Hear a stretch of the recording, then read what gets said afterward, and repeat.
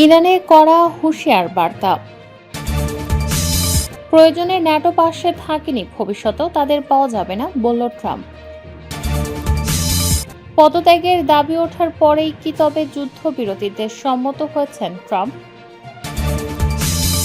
লেবাননেও যুদ্ধবিরতির আহ্বান যুক্তরাজ্য, অস্ট্রেলিয়ার।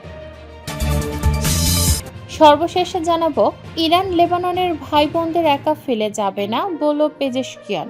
শিরোনাম শুনলেন, এবারে বিস্তারিত। ইরানের কড়া হুঁশিয়ার বার্তা। ইরান ও যুক্তরাষ্ট্রের মধ্যে ঘোষিত ভঙ্গুর যুদ্ধবিরতি বৃহস্পতিবার ৯ এপ্রিল দ্বিতীয় দিনে পড়েছে। এর মধ্যেই লেবাননে ব্যাপক বোমা হামলা চালিয়েছে ইসরায়েল। এর ফলে তেহরানও নতুন করে যুদ্ধের হুমকি দিয়েছে। বার্তা সংস্থা এএফপি জানায়, ২ সপ্তাহের যুদ্ধবিরতি ও আলোচনার বিষয়ে একমত হওয়ার পর ওয়াশিংটন ও তেহরান উভয় পক্ষই নিজেদের জয় দাবি করেছে। মধ্যপ্রাচ্য জুড়ে হাজার হাজার মানুষের প্রাণহানি এবং বৈশ্বিক অর্থনৈতিক বিপর্যয় সৃষ্টিকারী এই যুদ্ধ বন্ধ করে এই আলোচনার লক্ষ্য। তবে বুধবারই এই চুক্তিতে ফাটল দেখা যায়।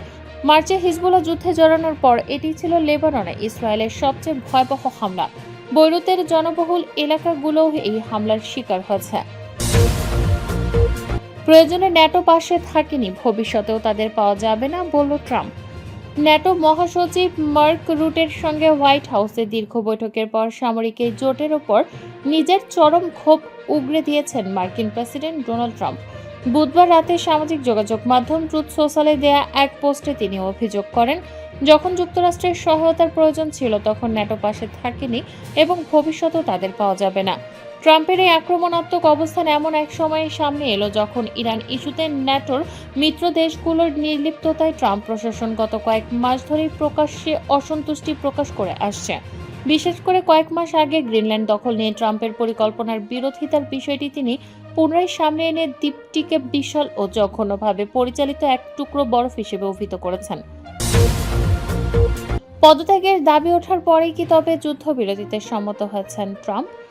ইরান যুদ্ধ পরিচালনা এবং একটি সম্পূর্ণ সভ্যতা আজ রাতে মারা যাবে, বলল প্রেসিডেন্ট ট্রাম্প। ডোনাল্ড ট্রাম্পের এমন উস্কানিমূলক মন্তব্যের জেরে তার দ্বিতীয় মেয়াদে প্রথমবারের মতো পদত্যাগের ব্যাপক দাবি উঠেছে। মার্কিন কংগ্রেসের ডেমোক্র্যাট সদস্যরা সংবিধানের ২৫তম সংশোধনী প্রয়োগের মাধ্যমে তাকে সরিয়ে দেয়া অথবা অভিশংসনের প্রক্রিয়া শুরু করার আহ্বান জানিয়েছেন। কানেকটিকাটের ডেমোক্র্যাট প্রতিনিধি জন লারসন মঙ্গলবার ৭ এপ্রিল রাতে আনুষ্ঠানিকভাবে ট্রাম্পের বিরুদ্ধে অভিশংসনের প্রস্তাব দাখিল করেছেন।